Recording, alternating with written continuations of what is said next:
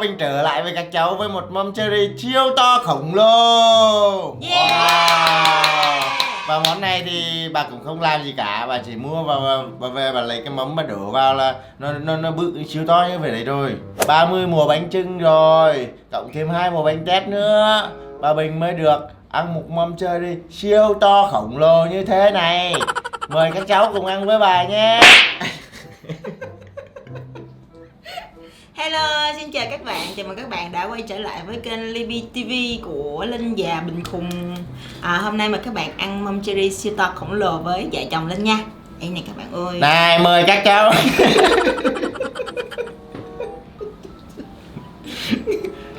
Đây, mâm cherry siêu to khổng lồ.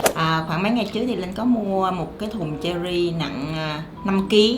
Thì mình đã ăn được một nửa rồi, thì còn một nửa này chắc cỡ 2 kg mấy các bạn. Này, bây giờ mời các bạn ăn cùng vợ chồng Linh nha. Mời tất cả các cháu nha. Chưa có mời gì hết, đã ăn rồi. Đây các bạn. Mời các bạn nha. Mời mọi người nhé.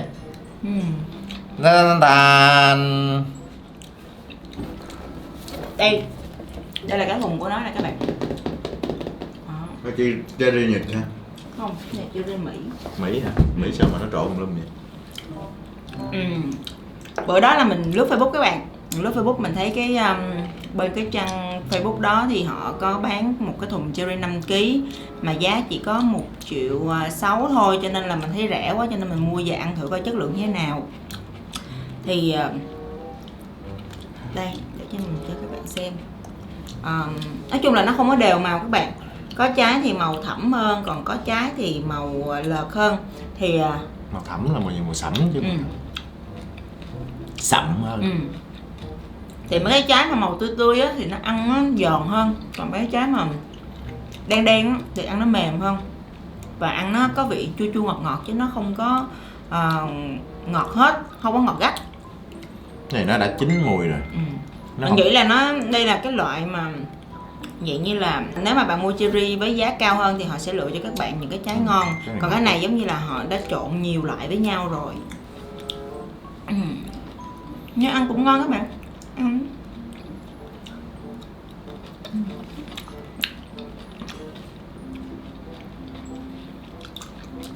Mình ghét ăn trái cherry nè, nhất là cái hột. Bởi vì khi mà đưa cái hột vô, lúc mình cắn mình đâu phải ăn nha nguyên trái, cái lâu lâu cái quên tưởng ăn nho, muốn để cái hột bể gãy cái răng. Nếu mà các bạn muốn lấy hột ra thì các bạn chỉ cần lấy cái ống hút, các bạn đẩy từ cái đầu này ra nè, thì các bạn sẽ ăn luôn một trái mà không cần bỏ hột, tại bỏ trước rồi. Nói chung cũng có cái cách lấy hột đơn giản hơn á. Nè, bỏ miệng nha, nhả ra. Bạn cắn một cái, sau bạn lấy cái hột này ra, các bạn ăn cái hột, bỏ cái hột đi. Ăn cùng với anh. Nó giỡn thôi chứ.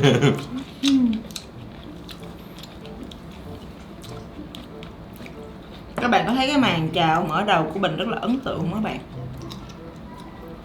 Anh bắt chước bà Tân Vlog hả? Mình muốn trở thành top 4 người lấy nốt vàng nhanh nhất. Mình thấy kênh của bà Tân rất là hay luôn á các bạn. Rất là nhiều bạn nói là bà Tân nhảm, rồi nói chung là kiểu như là làm YouTube mà không có đầu tư gì hết, nhảm quá mà lại được khán giả đón nhận. Nhưng mà thực sự không phải như vậy đâu các bạn. Nếu mà các bạn đã được khán giả đón nhận, đó là một cái may mắn mà không phải ai cũng có. Nhiều người họ bỏ tiền ra để đầu tư vào một cái kênh YouTube chưa chắc đã được như bà Tân. Thì mình nghĩ là bà Tân có tài chứ không phải là không có tài đâu. Nên tốt nhất là nhiều bạn đừng có nên ganh tị với bà Tân, hoặc là kiểu như là xúc phạm. Đừng có xúc phạm bà Tân nữa, mình nghĩ kênh đó rất là hay. Có một số người ghi cái status mắc cười đó các bạn. Cái gì? Làm nghệ sĩ phải mất 3 năm mới được nút vàng. Còn bây giờ thì chỉ cần 2 tháng đã có nút vàng rồi. Trời ơi trời, không phải đâu.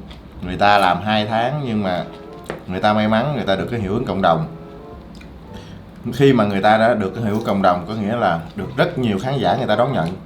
Thì lúc đó người ta đã là nghệ sĩ rồi. đúng không? Nghệ sĩ kiểu là người làm giải trí mà anh. Người làm giải trí, nhưng mà khi mà người ta làm ra một cái sản phẩm, một cái nồi, một cái món ăn khổng lồ đi, cũng là một cái sản phẩm của người ta, một cái sản phẩm nghệ thuật của người ta, ăn uống cũng là nghệ thuật mà, thì cái người làm cái mâm đó là nghệ sĩ và người ta được sự đón nhận vậy thôi.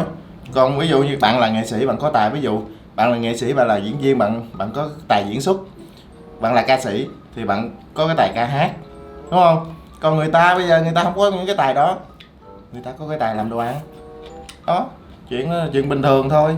Và mỗi một cái tài nào cũng là một cái tài, họ làm cái gì cũng là nghệ sĩ hết, chứ không phải như là bạn ca sĩ là bạn biết hát là bạn là nghệ sĩ, bạn biết đóng phim bạn mới là nghệ sĩ, bạn biết diễn hài bạn mới là nghệ sĩ đó.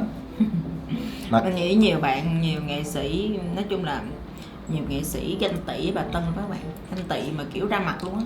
Mình nghĩ cái đó là không có nên, tại vì trời cho ai nấy hưởng đó các bạn. Nếu mà các bạn muốn được như người ta thì các bạn cần phải nỗ lực cố gắng, thì cho bao nhiêu thì hưởng bao nhiêu thôi. Ví dụ như giờ các bạn cứ ngồi ở nhà, các bạn cứ ganh tị với cái nhà hàng xóm, ganh tị không làm cuộc đời bạn tốt hơn được, mà các bạn phải nỗ lực cố gắng để làm việc, để kiếm tiền, và đừng ganh tị nữa.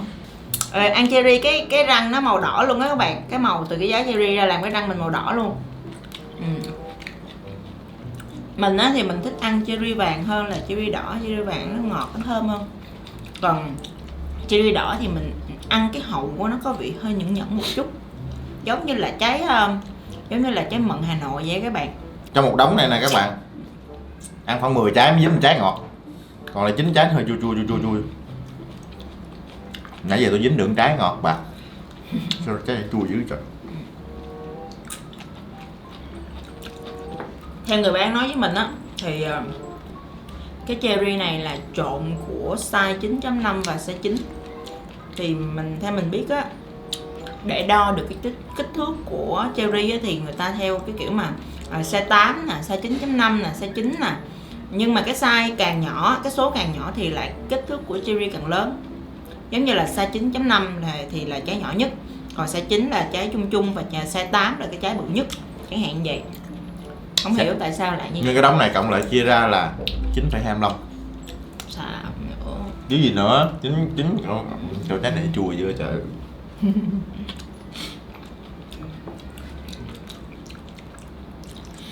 Mình mới vừa thu xong bài hát rất là hit trong tháng 6 các bạn. Và mình sẽ làm MV và mình sẽ up lên cho các bạn xem. Các bạn có muốn xem mình hát không các bạn? Mình sẽ làm MV cực kỳ độc. Đó chính là để tấm hình lên chạy chữ. Tao quăng miếng mà không chịu đớp gì hết trơn. Diễn với em mệt quá.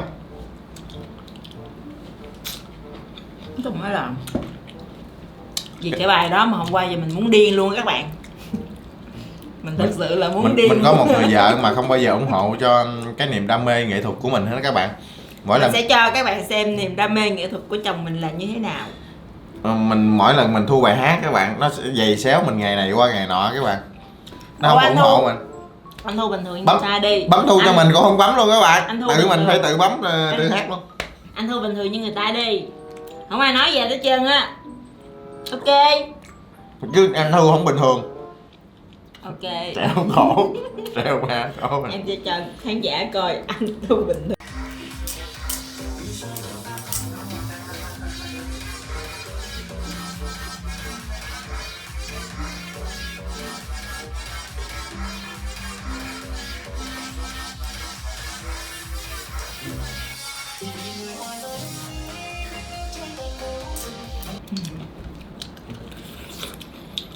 Này ăn là no đó các bạn.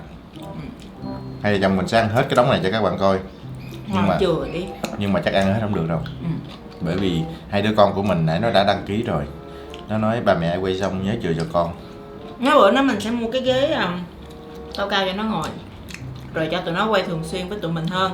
Tại vì ngày nào tụi nó vô tụi nó cũng chửi rủa mình hết, nói là ba mẹ kỳ quá, ba mẹ chỉ có cho con quay có một lần, mẹ không có cho con quay nhiều lần, cho nên là. Nhưng mà cái ghế thì thấp quá các bạn, mua cái ghế cao hơn để nó ngồi ngang ngang với vợ chồng mình á, thì lên hình cái khung hình nó mới cân đối được. Cherry đang vào mùa rồi đó các bạn ơi. Các bạn mua đi, mua ăn ngon lắm. Mà mình thấy mua giá thùng nó rẻ hơn rất là nhiều luôn á các bạn.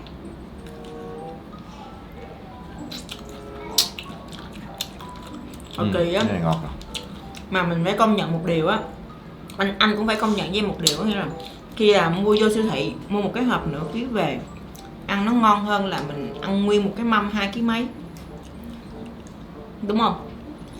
Không biết nữa. Tại vì ăn ít đó các bạn, nó đỡ ngán hơn.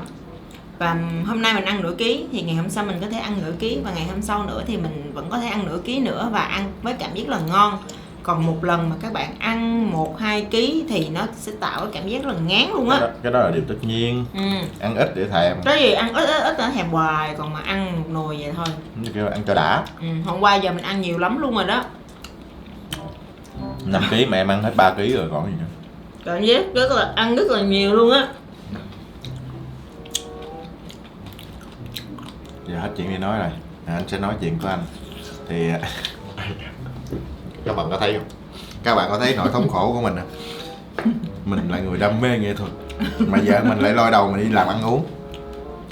Mặc dù mình hát không có hay, nhưng mà cũng lâu lâu cũng ra một bài hit cho vui với người ta. Mình kỹ thuật bấm thu các bạn. Mình là kỹ thuật phòng thu. Vì mình cũng ghiền hát lắm. Mà tối ngày bắt thu tiếng Anh không à. Thiệt tình, nỗi khổ này ai thấu cho tôi. Mình sẽ cho các bạn coi lý do tại sao mà mình hay ngăn cấm chồng mình hát. Rất ngọt. Chồng mình hồi xưa là Rất ngọt luôn, tuyệt vời. Nãy giờ anh hay thiệt chứ. anh cắn cái nửa trái đưa cho vợ ăn, tại vì cái nửa trái này có hột các bạn. Không muốn ăn hột, cho nên ăn nửa trái kia có hột. Không. Ghét. Để cho cái ngọt ăn không chịu. Ăn bình thường. Ngọt, trái này ngọt. Có trái rất là ngon và có trái rất là dở. Chồng mình là kỹ thuật bấm thu, thì từ nhỏ là ảnh đã thích ca hát rồi các bạn.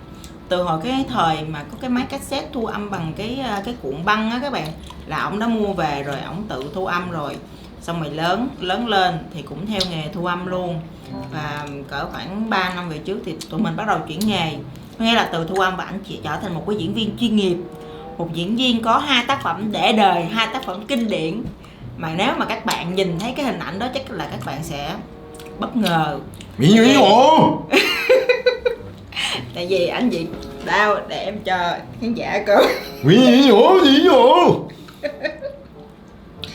Đây, nói chung là mình cũng còn lưu giữ lại những cái hình ảnh mà chồng mình đóng phim các bạn. Mình nói nếu mà giờ này chồng mình theo nghề diễn viên chắc là trở thành diễn viên nổi tiếng rồi. Nhưng mà tại vì anh không chịu theo nghề, anh bỏ các bạn ơi. Khổ quá. Đây, khó lòng tiêu thụ đây. Ăn cướp mà mày. Ăn chuối đi cho mày. các bạn xem. Tận tội cho cô gái xinh đẹp đằng kia.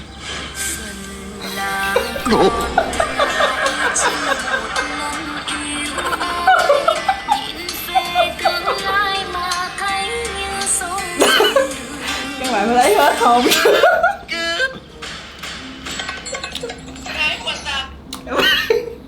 Các bạn đã lấy hết hồn chưa? Khốn nạn. Còn nữa, còn một tác phẩm kinh điển nữa. Thật là khốn nạn cho tôi. Em rõ ràng em không có dìm hàng anh, mà cái đó là YouTube nó dìm hàng anh. Sự nghiệp của tôi đó. Sự nghiệp của tôi kết thúc ở cái giai đó. Cũng tại cái tay dùm hai công này các bạn, cho nên là được rất nhiều nhãn hàng yêu cầu vô vai bóng.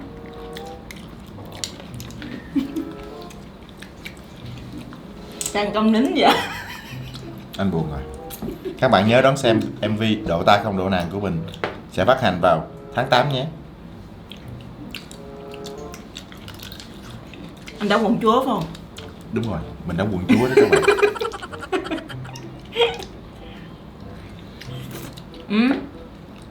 Thích rồi giờ quay nào.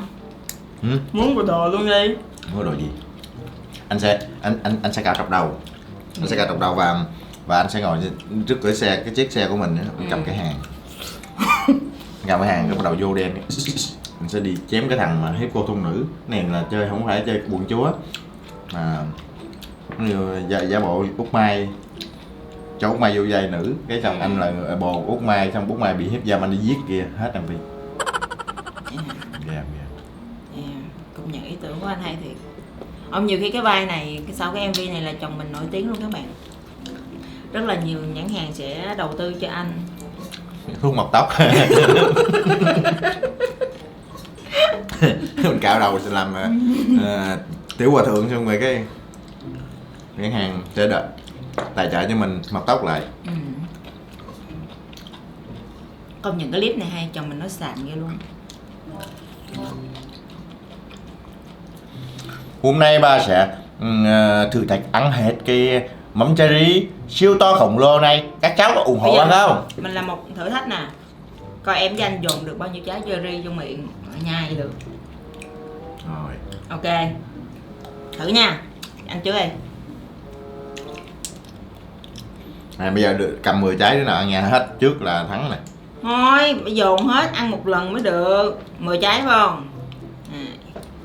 Tao lừa trái chấm 5 tôi bỏ vô. Nào. Sao? Mình chắc mình thua rồi các bạn, tại miệng mình nhỏ hơn miệng của anh Bình. Rồi thua thôi. Chắc thua thôi. Rồi giờ mình sẽ nào bao nhiêu trái? 6 trái nè. 2, 4, 6, 7, 7, 8, 9, 10 đi, 10 trái cho chẳng. Cái gì chưa bắt đầu? Chưa bắt đầu ăn chén á. Nhưng mà chưa bắt đầu gì hết trơn. Em gõ ơi. Bao nhiêu trái? Có.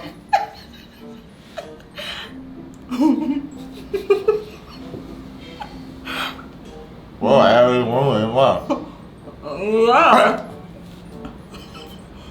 Một cái cạy thẳng vô cổng luôn rồi. Kìa, thôi ghê quá, ngã ngạn như vậy. 4, 5 rồi. Không. Có rồi. Con có hả?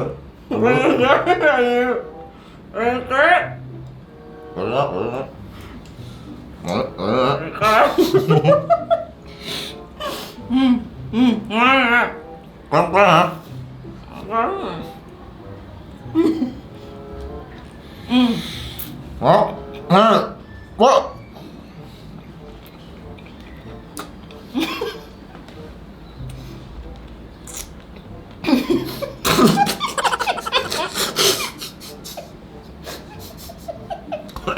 Cười.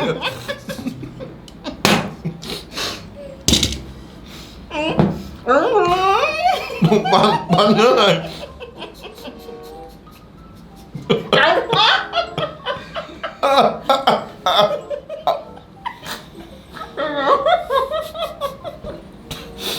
Rồi, thử con mũi luôn rồi.